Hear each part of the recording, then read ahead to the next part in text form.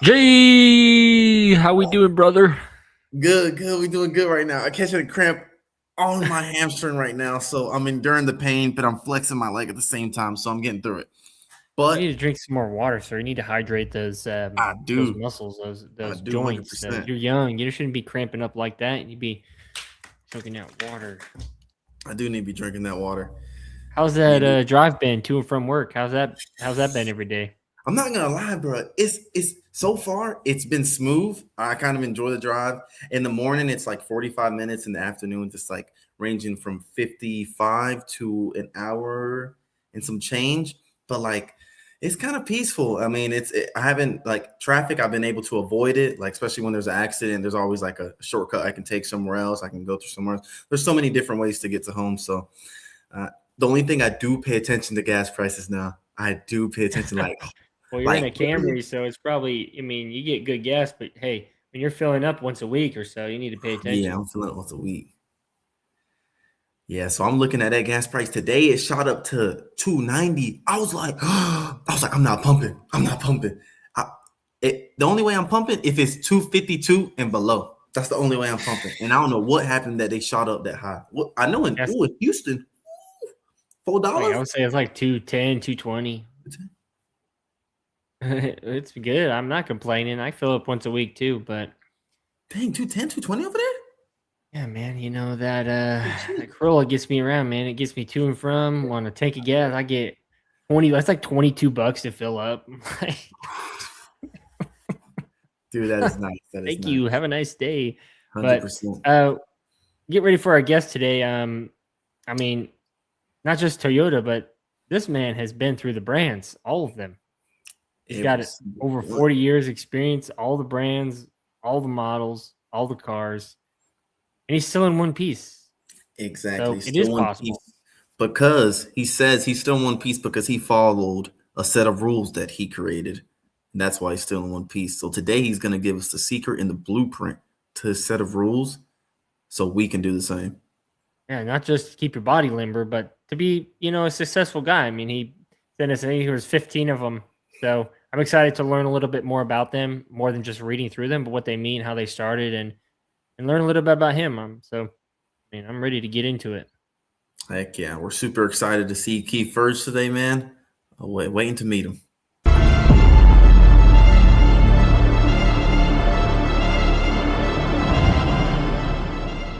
Welcome, ladies and gentlemen, to another episode of the WOTPod, starring the best co-host duo in the nation. Of course, I always say this, and I'm going to repeat it again until someone.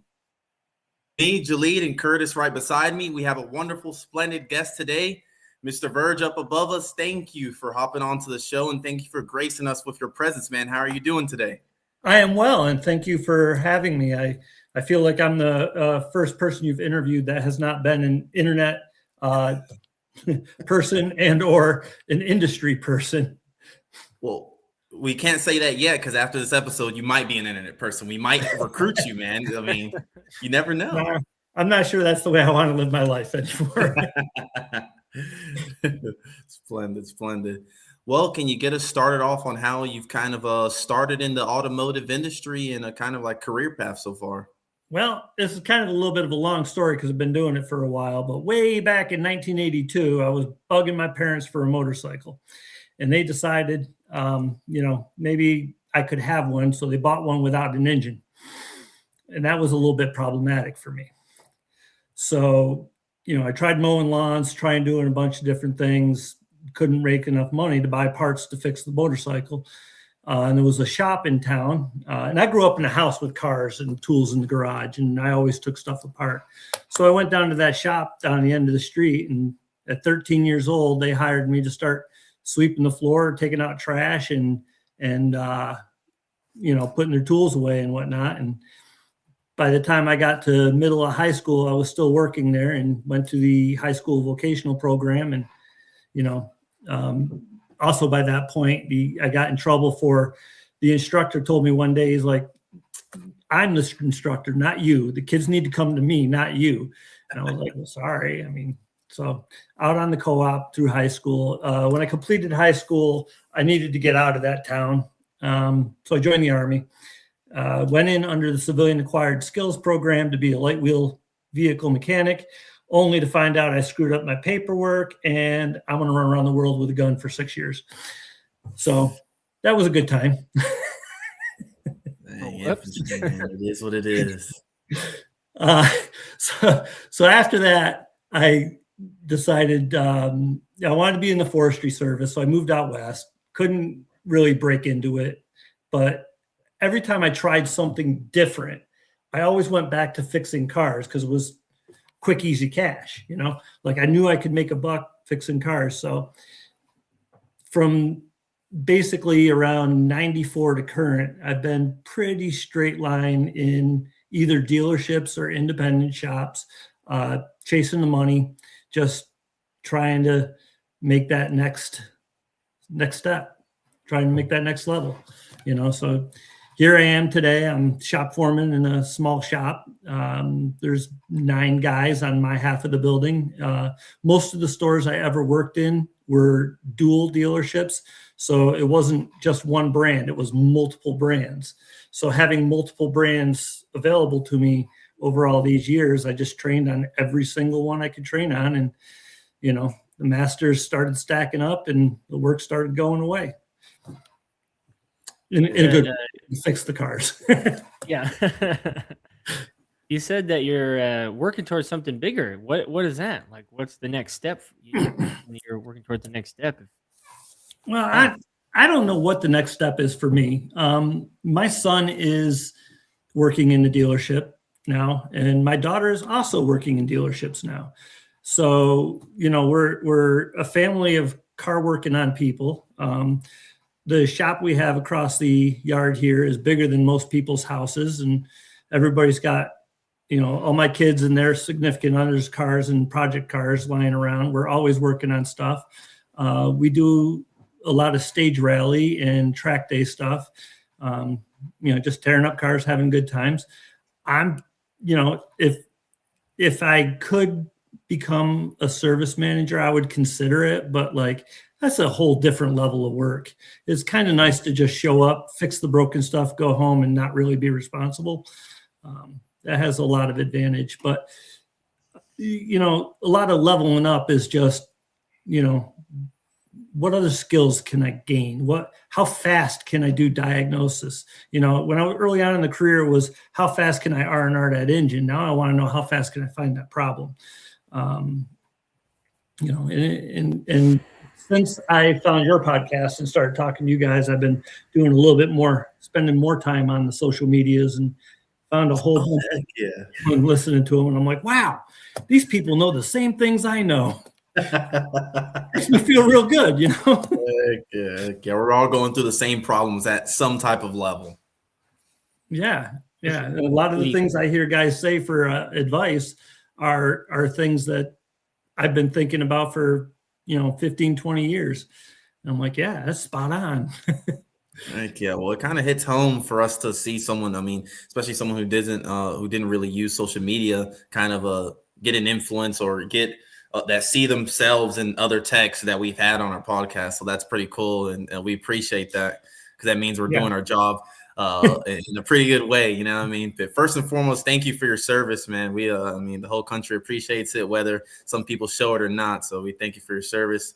And, so you kind of set your family up for the dealership. I mean, for the automotive life too, your son, your daughter. I mean, I did and I didn't, you know, like the kids and I always did stuff. Like we had souped up Power Wheels. We had the 4-wheelers. We had off-road Jeeps, you know, in the years where the work got a little bit tighter, the toys got sold off and we did different things, you know, but we always were doing it. But I always supported the kids in what they wanted to do. And my son was brilliant. And like his last year of high school, he didn't actually go to high school. He did his first year of college as his last year of high school. And he was working toward a criminal justice degree. He thought maybe he wanted to be a lawyer. And then he came home one day and he was just like, you know what? I miss the shop. I just want to be in the shop. And I'm like, well, go get yourself a shop job then.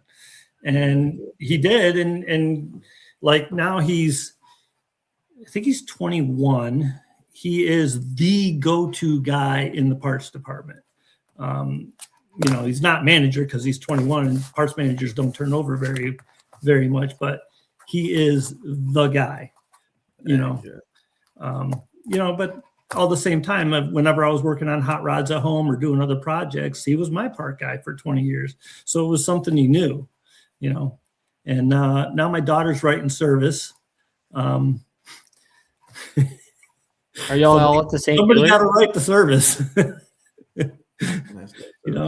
We always had the toys and we had a good life, and we knew, there's money to be made in that environment if you apply yourself and go for it. Are y'all at the same dealership together? We are not. My daughter is at a different dealer, but my son and I do work together, and it's, you want to talk about theoretical HR violations on any given day. We'd be screaming at each other, and then, finish up and be like, so am I gotten lunch today, or you? Yeah, thanks. No, that's awesome. Yeah, we have a really good rapport, and we hold each other to extremely high standards. So that's a good thing too. How many brands have you worked on? You mentioned dual dealerships and moving around a little bit. Well, I mean, that's kind of a two-headed question. Is how many brands have you worked on? What's been your favorite? Better be Toyota. Good gracious. Let me think about my career trajectory here. I think after the service, well, before I went in the military, the independent shop I worked at, we were primary Chrysler and Subaru. Then I did the 6 years, got out, went to a Ford store for a couple of years. Then I was at a boat manufacturing company for a couple of years. Then I went to a Honda Isuzu dealer. Then I went to I went to a small, another independent shop that we did primarily. I remember working on a Maserati Ghibli and Porsches and Volvos and just high-end European cars for a year. I did there. Then I went to a multi-store that was Chevrolet, Toyota, Jeep, Hyundai, all together in one store. So I was training all four of those at the same time. When they started to split that up and move them all out, I had my option of which one I wanted to go with, and I stayed with Toyota. I did a long stint with them, then transferred to another Toyota store that was a Toyota standalone. We got recruited out of that to another Toyota store, which turned out to be a really bad deal. By that point, I had 20 years with Toyota, and I was just like, I'm a little burned out. That's when I went to a Audi, BMW, Volkswagen store, did the Audi thing for a little while, and then returned back to Toyota Ford. So now I'm retraining, starting from step zero with Ford now again. So full circle. Toyota's been easy money. Toyota is just easy money, as far as fixing the cars. Audi was a lot of fun to work on. I didn't fall in love with the product. A lot of those cars, by the time they get 120,000 miles, they need so much work. They're just turned into junk. Yeah. But, they were, I found the transition from 20 years of Toyota over to Audi was actually a lot easier than I thought it was going to be. When you move back and forth between manufacturers, often enough, you find out that understanding how the system works is the key. Everybody has a different name for the same part that they bought from the same vendor. There's only a couple of companies that really make the ADAS systems. They work pretty much the same on every car, but everybody has a different name for it. It just, if you know how the system works, that's the diagnostic process of it. Then I feel pretty confident in saying that if you give me 3 days of training on the information system and 3 days of training on the scan tool, I'm up to speed within a week, any manufacturer, because the car works basically the same. Internet is crashing. That's 37 years, right? Is that or 37 years? Ish. Well, if we go all the way back to 83, I mean, like even the 6 years I wasn't actively employed as working on cars, I was still working on cars. Okay, so I guess like how's your body held up? You know, because I feel like sometimes, um, technicians have back issues, joint issues, things like that. That can hurt. How's your body hold up after 40 years of working on cars? Well, not to be preachy, but a good pair of shoes is important, and changing over your good pair of shoes on a regular basis is really important. You're standing on cold concrete floors all day. That just drains energy out of you. So finding a good pair of shoes to keep your feet in comfortable condition is a big deal. In the winter months up here, I usually change my socks midday, keep your feet dry. Does a lot to, keep you up and moving. I have an anti-fatigue mat in front of my toolbox. In the last 4 stores I've been at, nobody else has used an anti-fatigue mat. Like you're at your toolbox looking up stuff, like take a break with your feet for a little bit and relax. Many mechanics I know love to go to the gym, but they're focused on pushing the maximum amount of weight they can. Well, you really kind of need to focus on longevity and flexibility, keeping the muscles actually working and not stopping. Back when I was in the military, I could bench 300 pounds all day long, but it's just at this point, it's extra wear on my body. If I can keep them muscles limber and flexible, then I'm going to be in better shape at the end of the day. So it's a kind of a mix of little things with big things. Many years ago when the Takata airbags first started coming out, we were go-kart racing and I crashed and broke a rib. For the next month, I was laying upside down under dashboards changing airbags with a broken rib. Wasn't exactly a good time, but money's got to be made. You got to do what you got to do. Man, when the old timers mentioned the Takata airbags, bro, you already know a bunch of stories about to come out, man. Like I remember one of my shop foremans, one of my team leads was like saying he was going to airports and he was like doing like on cars that had just been shipped out or going to the lot and doing them on cars that had just been arrived. And I was like, geez, man, these things were popular. And we still get them from time to time, like still get like 2014, 2013s coming in, like Corollas coming in with airbags and stuff. It's pretty cool to get a little bit of the gravy that people left over, years ago. It's not that we left it behind. They weren't coming to us back then. They finally sold the car to somebody who's like, hey, maybe I should get this taken care of. Yeah. I have 2 Subarus out behind my barn that both have open Takata airbags on them. One of them is a full-on stage rally car, so it doesn't even have an airbag in it anymore, and I can't get them to delete it from the system. The other one is my old STI that I don't want nobody working on it. It's got a 400 horsepower motor in it. Like, no, I'm not dropping that off at the dealer for somebody else to work on. That's my baby. Yeah, no, 100%. And you also said, you said that you ended up working for Chrysler and Subaru together. That is an insane mix. That was at the independent shop when I first started. Yeah, so that's an insane mix for an independent shop. Like what? Yeah, so that was back in the 80s, and that was the real dealership in the town was a combination Subaru on one side of the street, Chrysler on the other side of the street, and they had one service department.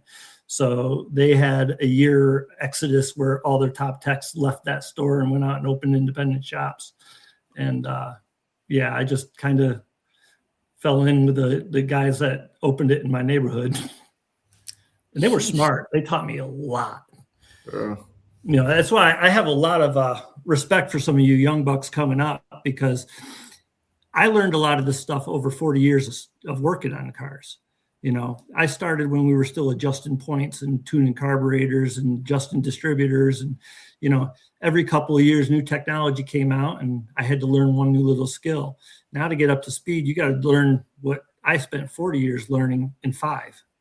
You know, it's almost to the point where you have to get an engineering degree in order to do this job at the top, at a good top level. Yeah, the good top level, 100%. No parts cannon involved, obviously. At a good top level.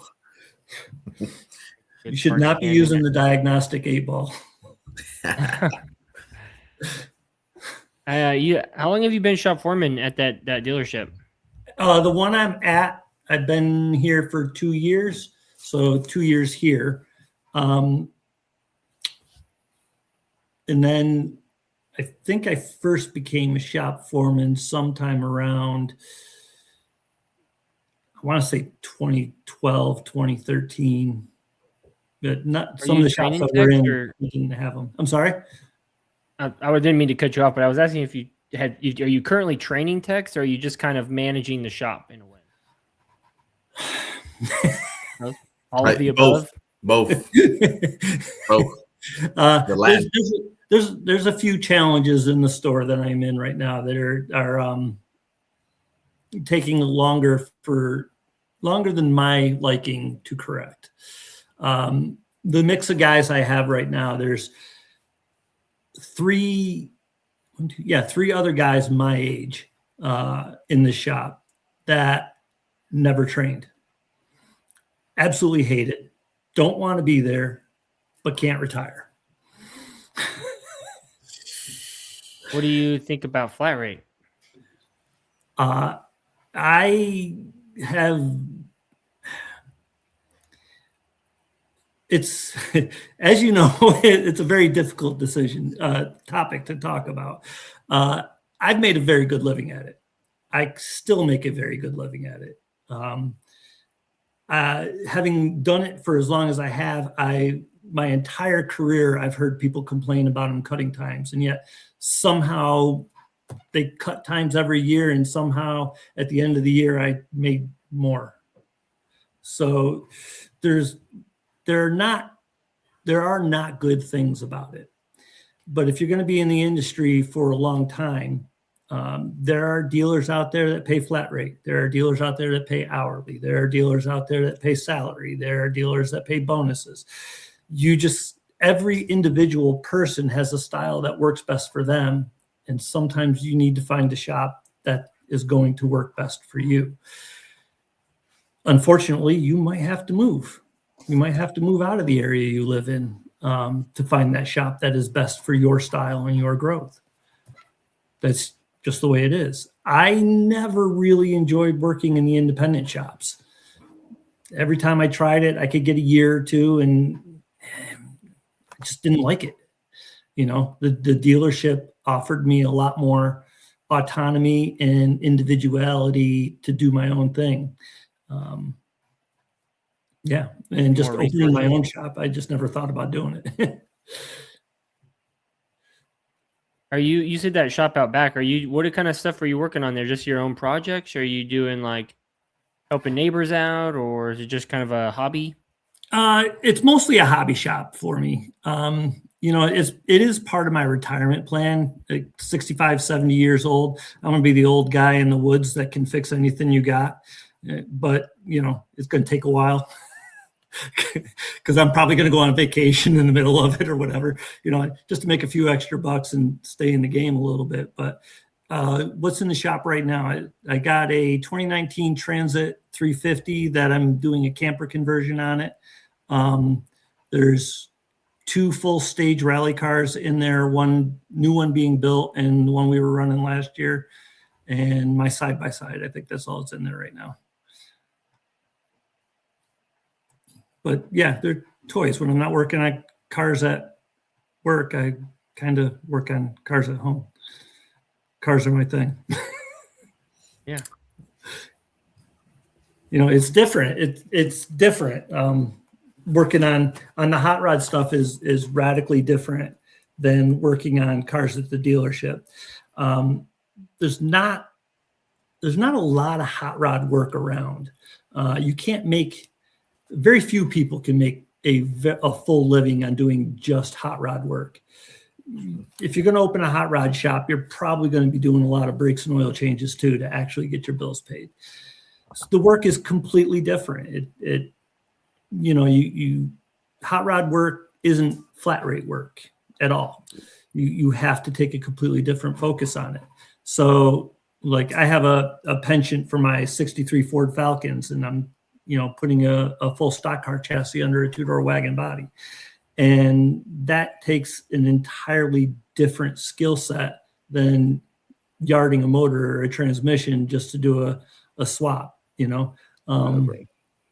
It's different work. It's completely different work, and I work at a completely different pace. Yeah. Yeah, like I feel like working on like hot rod stuff and doing a lot of aftermarket accessories and like especially with like I got a 91 freaking Fox body.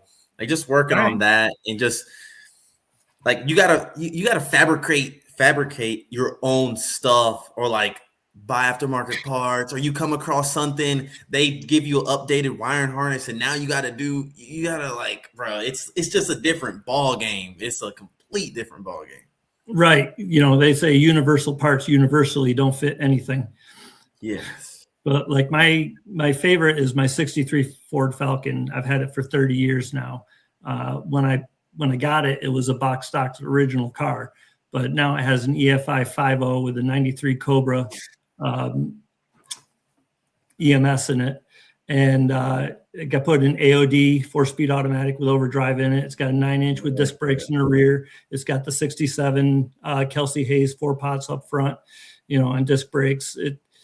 Almost all of that stuff was custom fit. I custom made rear leaf springs to set the axle back a little bit further so the tire centers and the wheel openings better. And,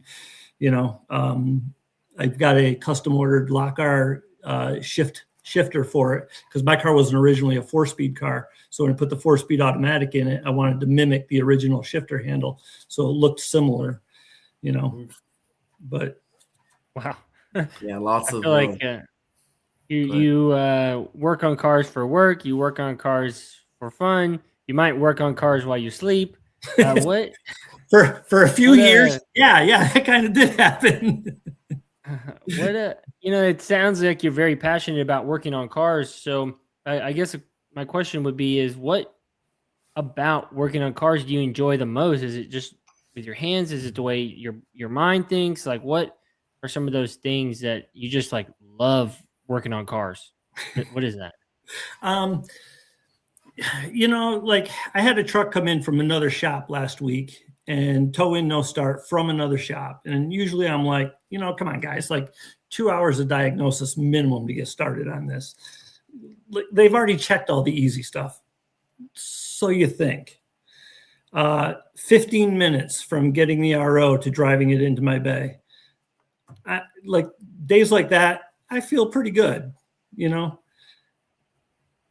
Some days I'll get some of the modern extended range hybrids, customers will use the electric almost every day, all summer long. And then in the fall, when it starts getting cold, they don't run right and they throw check engine lights. And it might take me 2 to 3 hours to find out that it just has bad gas in it. The last one I did exceeded the allowable number of spiders in the gas tank. Days like that is a little bit harder, but like when you do beat it in the end, it does feel good. Some days, I work in a smaller shop, so I don't do just diagnosis. I got to do everything across the board. Like it's the next job. So like, geez, I did a Tundra engine this week. What year? 23. Good. Yeah, I think you had one on your page. You did a Tundra? What you doing a V35 for? Yeah. Because I'm the only one in the shop that's certified to do them. What? So, it's a nice little job. It takes 3/4 of a day, and in and out, you're done. I think I've done 20 of them so far, but at some point you just stop paying attention. Back when we were doing oil consumption on the 2 ARs, I think they were, Yes. I actually counted doing 175 re-rings in one calendar year.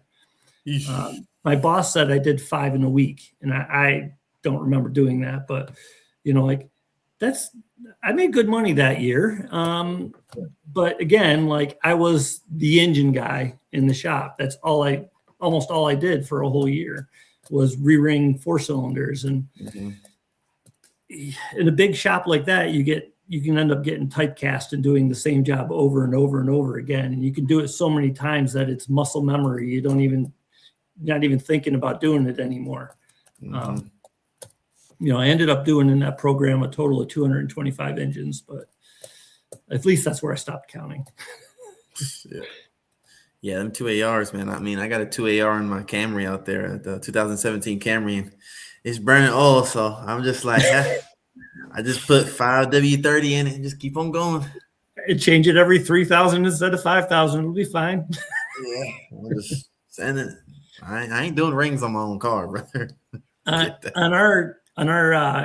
In our family cars, I usually buy a brand new car and run it till it dies. So I do a lot of maintenance on my cars. And we had an old Matrix that made it to 275,000 miles before I gave up on it. And the only reason I gave up on it was the second deer hit. I didn't want to fix it again. Bro. It probably would have made 300 just fine, but that got an oil consumption at 125. And, that was the only big repair we really did to that car.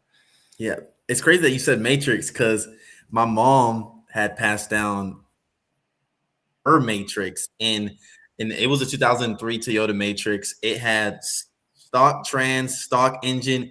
It was at 425. Yeah. Down there in the South where they don't rust out, you can do that. Yeah. This thing was and we ended up because I didn't use it anymore. I had the Fox body in the Camry, and I was like, bro, I don't even want to drive the Matrix, and I didn't want to make repairs because I'm like, bro, the car's it's just old. Just sell it for $1,000, give it to someone who needs it. Right. But we have a rule in the house that the car that gets you back and forth to work every day stays stock. You can have any number of plate cars. Yes. You can do whatever you want with them. And when you blow them up, you still get to work on Monday so you can make enough money to put it back together. 100%. And that's go ahead. No, go ahead. I was going to say another thing that I like to recommend young mechanics not do is as soon as you start making money, do not buy a nice car. Buy a piece of crap. You're going to learn more from trying to get your stuff to work when you're starting out than you're ever going to learn from, when you're driving a car that has a bad wheel bearing, you learn what bad wheel bearings sound like. So when your customer comes in complaining about a noise, you already know what they're going through. You have to experience the concerns sometimes. We would buy one good car for the family to get around in, and I drove whatever was on the wholesale lot for the next 6 months that lived for a long, long time. And I learned so much just keeping those cars on the road. You kind of took the words out of my mouth. I was literally about to ask you what would be some advice to give some new young techs, and you started with it. So maybe not just that one, but what are a couple things that you tell the young guys or the new techs coming into the industry? Well, you gotta love it. You absolutely have to love it. There's too much changing in the industry to just show up and go through the motions. You really need to enjoy cars if you're going to do this. That is definitely one thing. You can stagnate, but if you stay a tire and suspension guy for 30 years, there's no raises in that. After a certain point, the store just cannot afford to pay you any more than they're paying you. You have to look for that next level in order to get that next pay raise. And sometimes a lot like the military. There's 7, 4 or 5 privates to a sergeant, and 2 sergeants and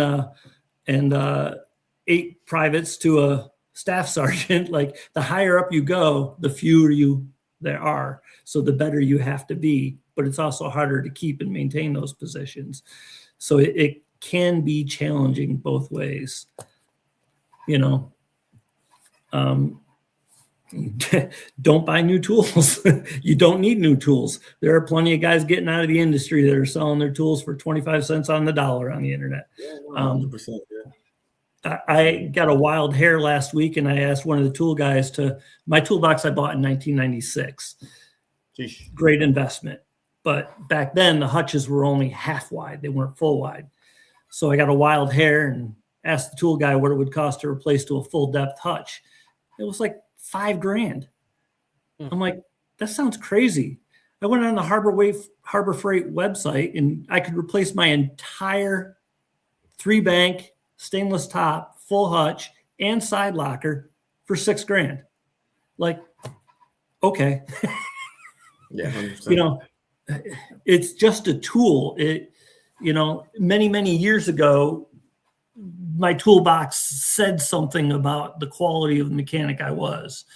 Those days have gone away. Many dealerships have built-in boxes now. Mm-hmm. If you do buy a toolbox, don't get rid of it, because you don't know if you're staying there forever. But, you got to talk to the old guys. They know what tools to buy. I got drawers full of tools that were the next greatest thing that I've used once. It's tough to stay off of those trucks. I have a list of what I call the rules of auto repair, and they're just general guidelines I found that have been generally true. I was just about to ask too. And every single one of those items, I think there were like 25 at one point in time, and I'm looking at this chart now. There's only 19 on there, but every single one of them is a piece of advice to a young guy. But like, until you learn that lesson, it doesn't stick. You want to go through a couple of them that stand out to you? I know you have that list right there. It looks like you do. Well, I did. I do have it right here next to me. And I'm going to ask you, since I did send it to you, is there anything on that list that stuck out to you guys? Some of them are tongue in cheek, and I really think some of them I need to rewrite to modernize a little bit. But do you recall anything from there? Yeah, I mean, you had so many good ones on there that it's just like almost like muscle memory at a point, or it just becomes second nature. Right. It's not like something that stands out. It's more of just like.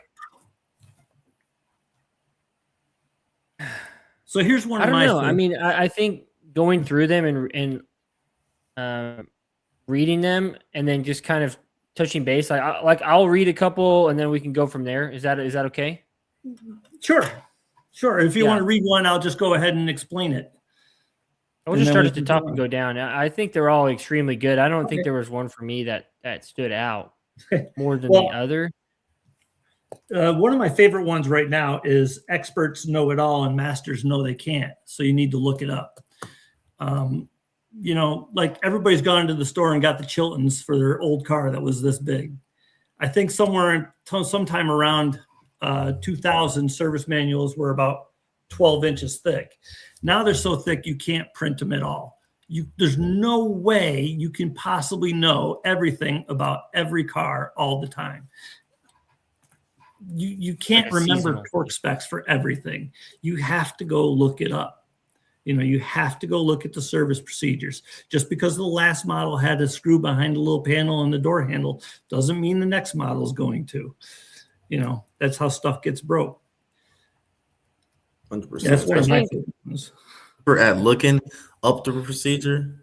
Wait, did the internet catch it? Okay, yeah, being an expert at looking up the right procedure and finding the procedure in the repair manual quick as possible is also, that's being a master tech itself as well. Because the expert level technicians, they remember like the stuff from the last job, but the masters are the ones that take the new They one. always seem like they know it all. Yeah, they always seem like they know it all. You know, you can always tell because, oh yeah, it's got to be that. Like, it's like, maybe I'll look it up. Might be different. I think there's two that stand out to me. I was just reading through them when you were chatting there.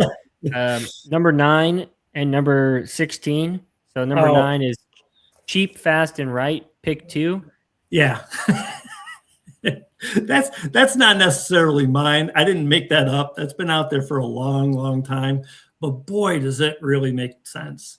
You know, you can have it cheap and fast. You can have it fast and right. You know, if it's fast and right, it ain't cheap. If it's cheap and fast, it ain't right. If it's cheap and right, it wasn't fast. Like they just they just don't work together.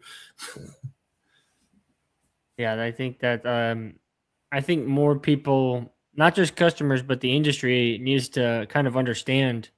I mean, you mentioned it earlier with the amount of work and knowledge that goes into the new cars and stuff like that. Is that saying is applicable in so many ways, not just for the customer, but for the whole industry. Is saying is like, if you want these cars fixed right and you want it done in a timely fashion, like it's not necessarily going to be like a cheap hourly rate, or the people you're employing aren't necessarily going to do it for super cheap. Right. I think that's kind of a. Yeah, there's a lot of guys out there that'll change your mom's brakes on her Camry for $20 in the driveway. That ain't me. That's just ruining my industry too. I'm not super happy about those guys.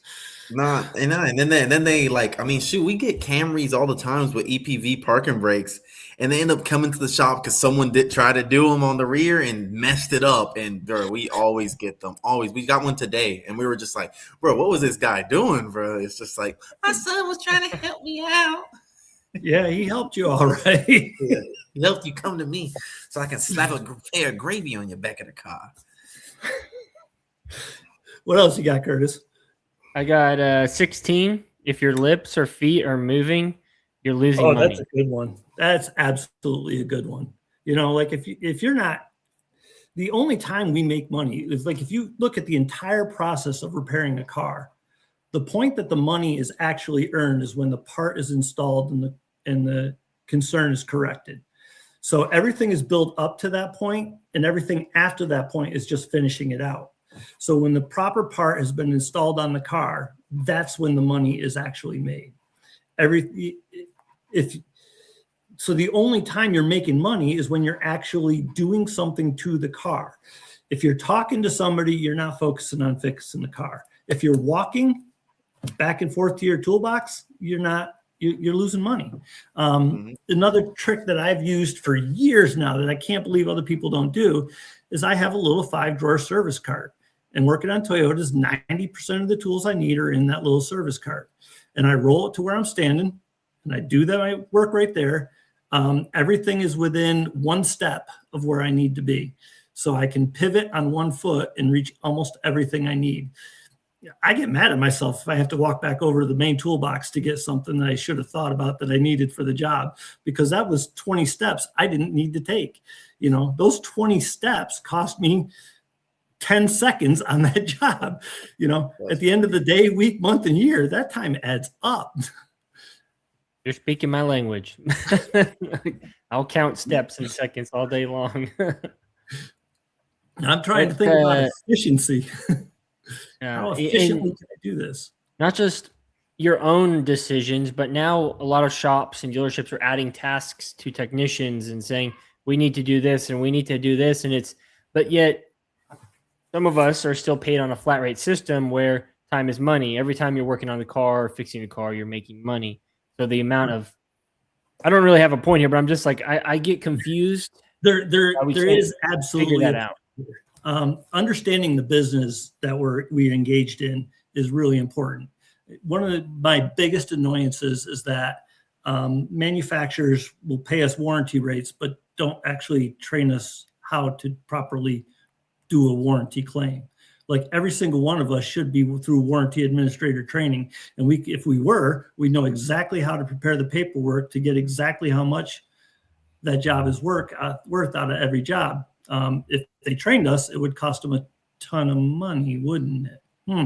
So understanding the full business that we are engaged in is super important. And really everything we do in this industry from a business perspective comes down to 3 points. 2 of them are equal. Number 1, the customer's experience. The customer experience is paramount. They have to have a good experience. We are in a service industry. We need to deliver a service to our customer that works for them.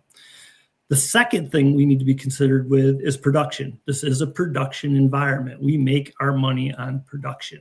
And the third is simply math. Anything we do has to math out. You know, when we think about the business just on those 3 pillars, every decision is made based on that. Sometimes we got to degrade the customer service for production efficiency. Sometimes we lose production efficiency to provide a better service. And if the math doesn't work on doing the job, we shouldn't do the job. You know, end of the day is every single one of us needs to make money, whether it's me, you, the service advisor, the writer, the parts guy, the courtesy shuttle driver, you know, the lot guy that's cleaning the parking lot. You know, there's a lot of things that have to be done. And when we put that part on the car at that moment, we've made that money. We've made that money for everybody on our team. And we should be showing up every day to make sure that everybody on the team strives for the next best level. 100% well said. Hit it on the nail right there. But I don't know. Hey, That's you have just that me. list pulled up? Jay, is there anything on that list you like? Curtis, I didn't get that. I ain't gonna lie, I didn't even get that list. All right. So I'll bring up a couple I like number 5. If it isn't written, it didn't happen. You know, you can tell somebody you did a compression test on the motor, but if you didn't provide the results, did you really? You know, sometimes warranty wants a very clean cause, complaint, concern.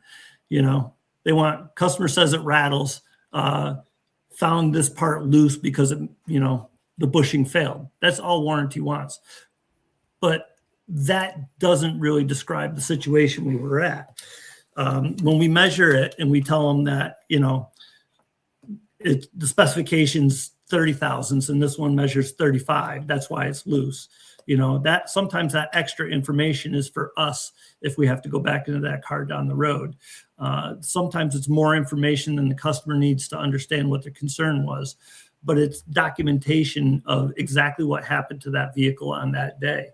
And it's, sometimes 6 months or a year down the road, customer has a different problem and you get called in on it.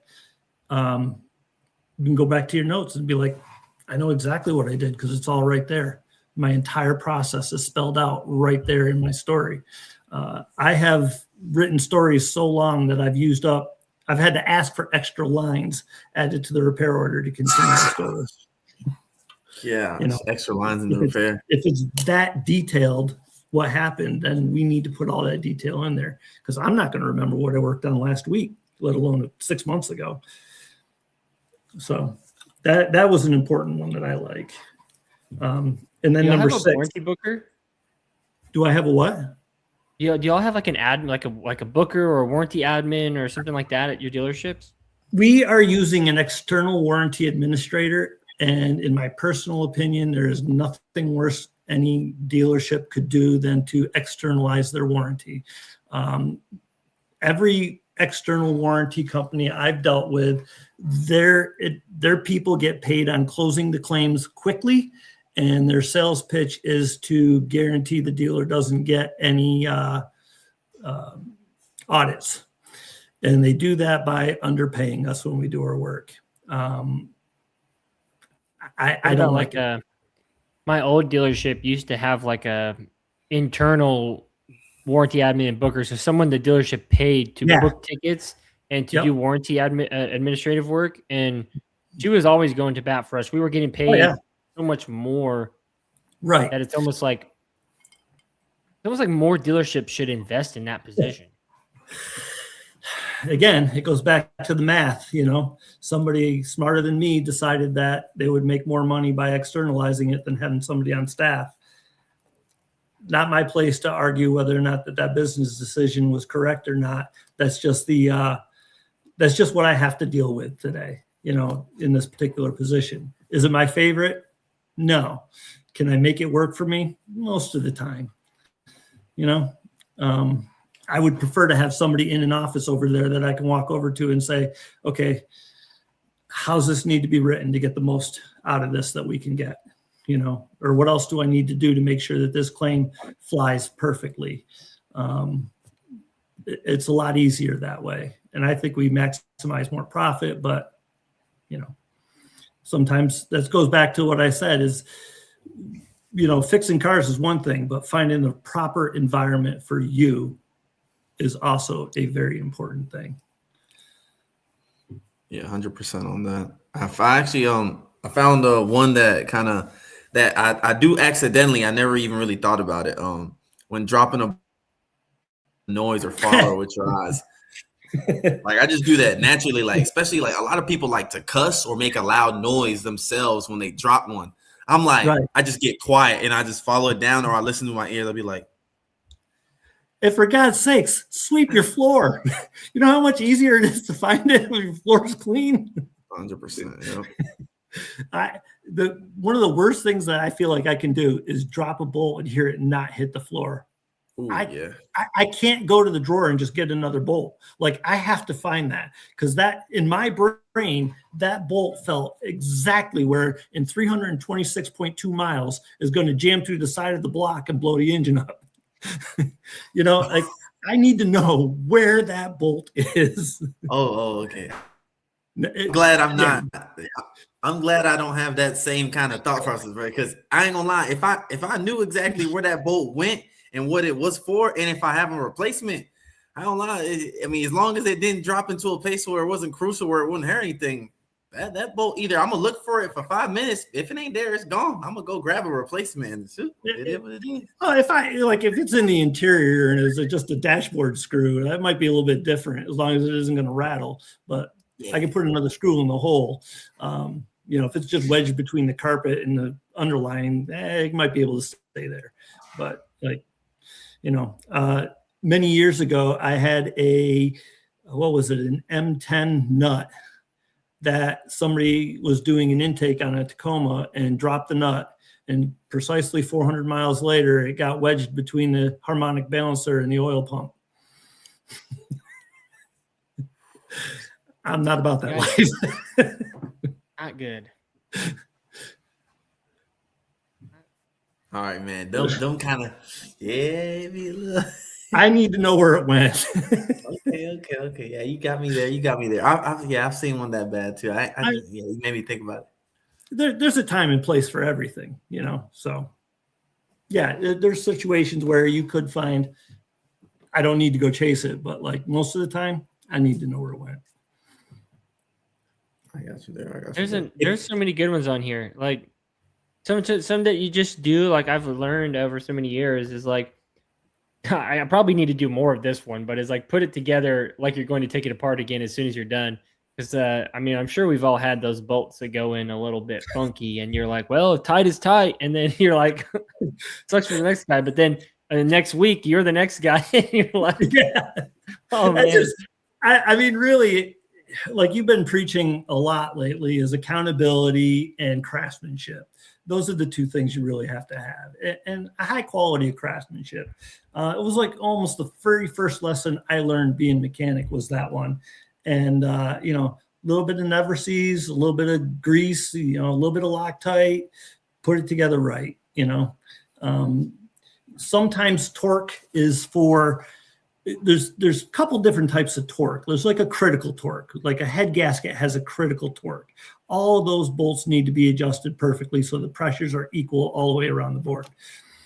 But other torques are non-critical, like a subframe bolt. You could argue that as long as my gun ran out of Ugga-Duggas, that's tight. Yeah, it's tight, but 3 years from now, when you're putting a tranny in that car, that bolt isn't going to come out. The torque is to get that bolt tight enough so that it will come out again later and not be a problem. So using your torque wrench on the regular is kind of important.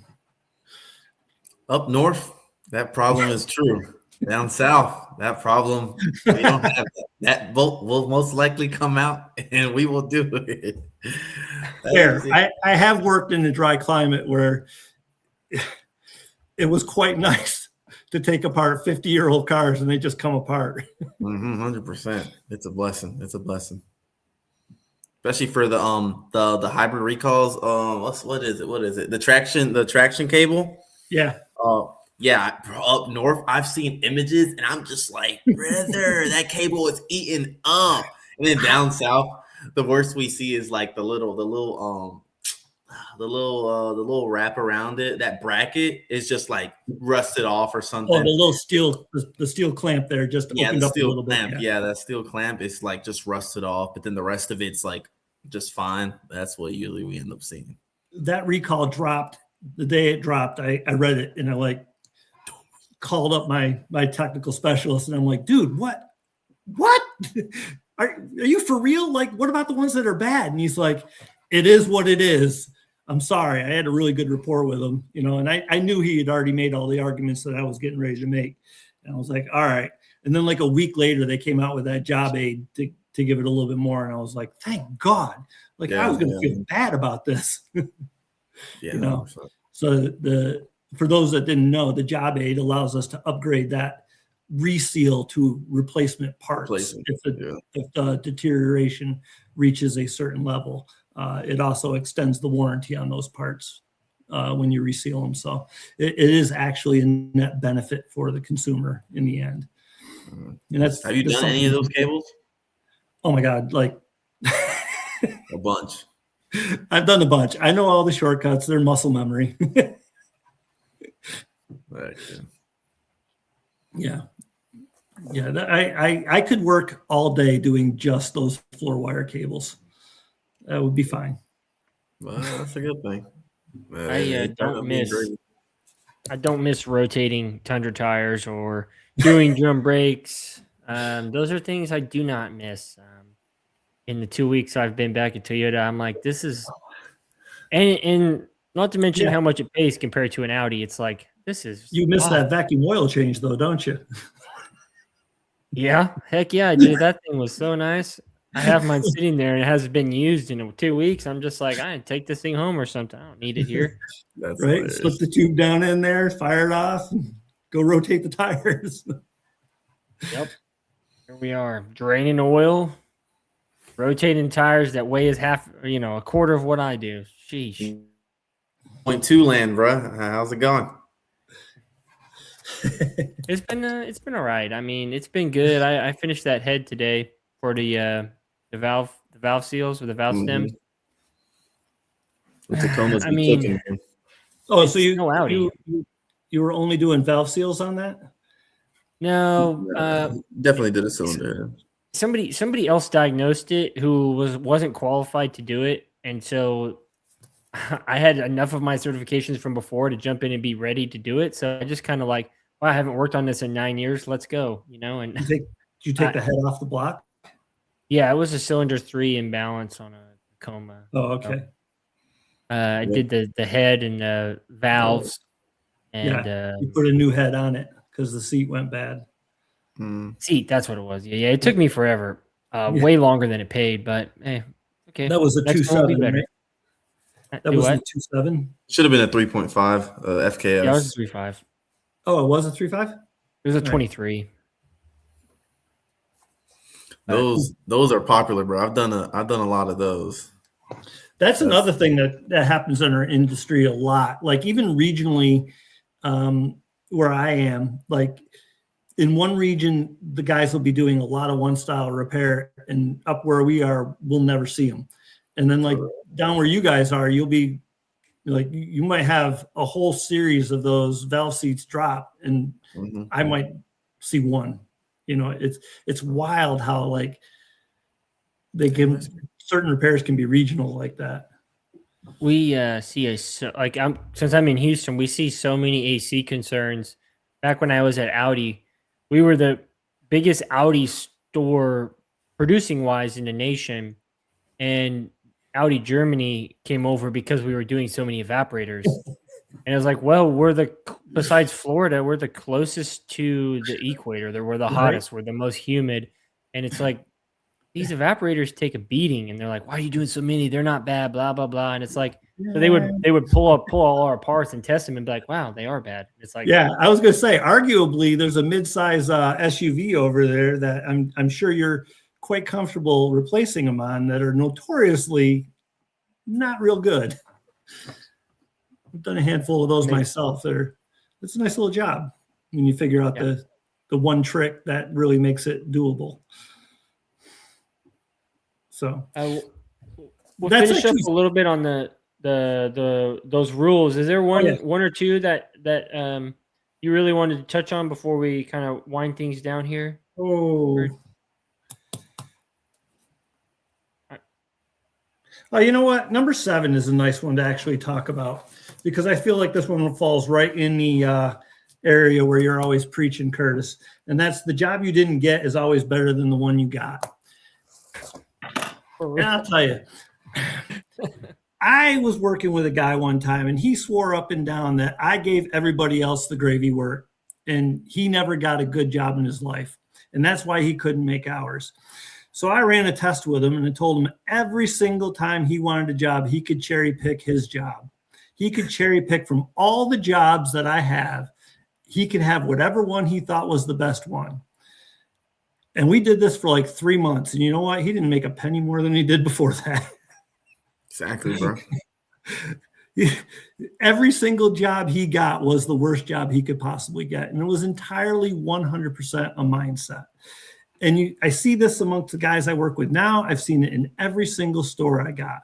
Rather than focusing on what you got and trying to make the best of it, you're worried about what everybody else is doing. Don't worry about what everybody else is doing. Do your job, maximize it, and do it right. At the end of the day, you're going to end up winning. You know, there's in baseball, I'm not a sports guy, so I'll probably screw this all up, but a good baseball, a guy that can hit, has a batting average of like 300 or something. I mean, like most of the time we run a batting average of like 990. We very rarely lose. We win on almost everything we do if we try. You know, you just gotta don't look at your hours after every job. Look at them at the end of the day. You know, like the gambler said, sometimes you got to know when to hold them, know when to fold them, know when to walk away, know when to run. Yeah. And you don't count your hours in between the jobs. That's just good old wisdom right there. At the end of the day, at the end of the week, you probably did all right. So just focus on getting the work done and you'll do all right. You know, there's also a lot of discussion sometimes about how a lot of what we do is like what doctors do. And yeah, there's a fair comparison there, but you know, doctors don't get to shut off the human. They kind of got to fix it while it's running. So there's a big difference. I've been working on this thought lately that what we do is a lot like cooking. You know, anybody can follow a recipe and make a pretty decent meal at home. A lot of the guys on the internet that are tossing trash can probably make a pretty good chicken piccata if they follow the recipe. But can you make enough of it to feed your family? Can you make enough of them an hour to keep an entire restaurant full? That's kind of what the difference is in what we do. There's plenty of people out there that know their particular make, model, and brand. Every nut knows where every single nut and bolt goes and what it was for, and that's great. You can follow a recipe. It's not that hard. But can you do enough of it fast enough to feed your family? Because that's what we're doing. It's a little bit different. That's a new take. I have not heard that one. Hey, you killed it with that one, brother. You killed it. You killed it. I'm going to steal that from you. Well, I'm not on the internet. How would I know? We're going to stay cooking. That's what we'll be doing. This is what I'm going to say. I'm cooking. And we're going to know right now this is where that originated. Mm-hmm. How many mechanics you know are actually good cooks too? Like, it seems like an inordinate amount to me. I feel like a lot of techs are good at like grilling outside or cooking on a smoker, maybe not like inside in the kitchen, but more of maybe outdoor stuff. I feel like that's like a thing. Maybe not. I don't know. Well, I It's mean, like always the the good. outdoor It's always the cooking good thing is, text too. yeah, the outdoor cooking thing is kind of the manning up thing, you know, like the wife's running the house, but like I think a lot of them would probably do pretty damn good in the kitchen too if they wanted to. Attention to detail, especially the good ones. Yeah. Maybe just like the gravy getters are like only the outside people, but like the good ones are inside as well. Well, you know, we always talk about beating that flat rate time, and you know, sometimes that requires a little bit more of a discussion on how exactly we are beating that flat rate time, because without knowing, a lot of people are assuming we're cheating the system, and I suppose in some respects maybe we are, or maybe we just found a better way. You know, sometimes that flat rate time includes doing a complete evac and recharge of the air conditioning system, but you've done the job a couple of times, and you know if you unbolt the air compressor, it'll tuck over out of the way, and you don't have to actually evac that system. You don't have to potentially induce another problem into the vehicle by tampering with something that doesn't need to be tampered with. So in that regard, by not doing that one particular step, or doing that one particular step in a different way, you keep the integrity of the vehicle somewhat more original, and you've done it a little bit quicker, you know. Arguably that's better for the customer, in my opinion. The certain mid-sized SUV that needs evaporator cores, you know, part of that flat rate time includes cutting out the windshield. Nobody's going to agree that that's a good idea to do when if you don't have to, absolutely have to. And in that particular car, with you know, pulling that bolt almost all the way out and having a buddy hold the impact bar in a proper angle, wiggle, tug, it works out just fine so that you don't have to cut that windshield out. That's better for the consumer. You know, when we compare customer pay work to warranty work doesn't care. They're going to pay one price, one way, whether it's done that way or not. They're not going to admit that they made a mistake. They don't want to admit that they made a mistake. Customer pay, you know, we should adjust our pricing schedule to take care of that customer if we know we can do it a particular way. That's probably honorable and correct. You know, and that, again, if that's the business practice of the store you're working with, you need to decide if that store's business practices work with your morals or not. And if they do, you stay. And if they don't, find one that does. There's more cars out there to fix than any one of us could possibly ever fix. So somebody wants it your way. You, I mean, I think you hit the nail on the head with that last one there. And it was just like, there's so many hoops to jump through. There's so many ways to do it. But what makes you feel good inside and taking care of the customer, and like you said, the morals of the dealership, morals of the individual, it's probably could be more important to some people when some people just want to get a paycheck and they'll do anything it takes and they'll charge whatever it takes. And you know, someone messaged me the other day and they said that they were a shop foreman, and they messaged me and said that one of their techs was charging double for an oil pan because it's been so slow. And he asked my thoughts on that, and I was like, that's like, it's not okay. I mean, I understand why he did it, right? It's slow, he wants to make hours, but it's not the right thing to do. Shouldn't do that, especially to the customer, because now the customer, well, I mean, we all know how that unfolds. It's just not a good way to do it. And it's right. I think the morals need to come back into play when it comes to a lot of these customer pay repairs, whether you can do it faster or slower. Do something where you can still make time, but not like that's just stupid amount of time, and charge fairly, I think, is important as well. Right. And you know, there's like sometimes those internet guys, like I was on the internet years and years and years ago, and I can't imagine, I don't really engage with anybody on there anymore because it's not worth the arguments most of the time. I'd rather do other things anyway. So, but you would would say something and somebody would accuse you of something. And the first thing that I always thought in my head was like, well, is that what you did when you were there? And you just automatically think that everybody does that? That's kind of like my simple clap back there. It's like, oh yeah, he's probably just stealing or robbing or thieving. I'm like, is that because that's what you did before you gave out and you wondered why you didn't make it in that environment? Exactly. It's not that hard to figure out. Yeah. Well, Verge, I know we're getting close to the end of time here. We really appreciate you taking the time to speak to us and given our mishap last week, kind of reconvening. Is there any quick questions you have for JRI as we kind of finish up here? Just something that we can kind of quickly touch base on?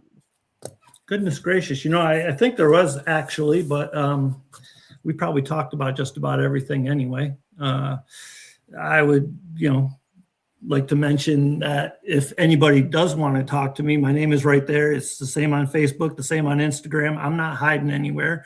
You can come find me if you want to have a conversation. I'd love to have a conversation. One of the problems we have, I feel like in our industry, is sometimes we don't communicate enough or thoroughly enough or really explain everything that's going on. There was a discussion I heard recently about MPIs and whether video MPIs are good or bad and whether customers want them or not. And, sometimes that all comes down to your relationship with that particular customer. Some want all the information, some don't. Some appreciate it, some don't. So know your customer. If you know who your customer is and you've had conversations with and talked to them, tailor your services to fit their needs. You meet their needs, then they'll be back. 100%. Perfect. I think you guys are out there doing good work, talking about, the dealership side of this environment and what we go through and how we do it. And there's a whole lot of guys out there like me that want to see, want to train our replacements. We want to train our replacements. We'd like to retire and go away and just start having the vacations we never took when we were younger. That's a great way to put it. I mean, shoot. Don't worry, man. One of your replacements, and I'm trying my best. I'm part of the young crew. You're doing pretty darn good, right? I see so far. So, keep at it. Just, there's always a next level. There's always a next level. You never actually reach the top. Just one last analogy for you that I've loved all the time. Jigsaw puzzles. Everybody's built a jigsaw puzzle. When you get out of trade school, you have the frame of the outside of your jigsaw puzzle built. Every time you work on something, you put together another picture in that puzzle. In this industry, you will never complete that picture. Whether it's a job, in each individual job, and you start gathering information, you're turning over the tiles to put the picture together. When you get the final diagnosis, maybe you got that little puppy done and you can scooch him off into the corner. You don't know where he fits into the whole picture yet, but every day you keep going at it, you keep turning over those puzzle pieces, you put a bigger and better picture together. 30, 40 years on, you got a pretty good idea what the picture is going to look like, but still amazed at how it got bigger from when you started. And you never really, I don't feel like you ever really fill it in. There's always something new to learn, always somebody new to learn from.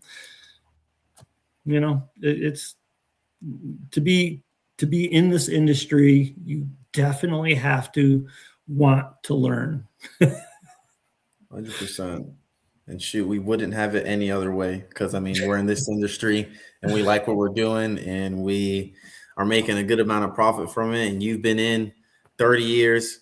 Curtis has been in over 15 years and I've been in the measly 4. But we love what we're doing. And, we wouldn't have it any other way. Yeah. I can't sit here and say it's always been a good time, but at the end of the year, when I got the W-2s, most often I signed up to do it again for another year. Well, if y'all guys don't have anything for me, I no longer have anything for you. This has been a wonderful, splendid episode. Verge, thank you for hopping on. We love that you were able to make it, especially after the mishap last week. Our guests love the insight, and anybody who's watching this, if you're up and coming automotive technician, this has been a great episode for you, and you should not miss any part of it. And as well, as you can see, plugged in his socials if you want to go reach out to him and have a conversation anytime you can. Ladies and gents, thank you for hopping on another episode of the WOT Podcast. Thank you very much, and see you next time.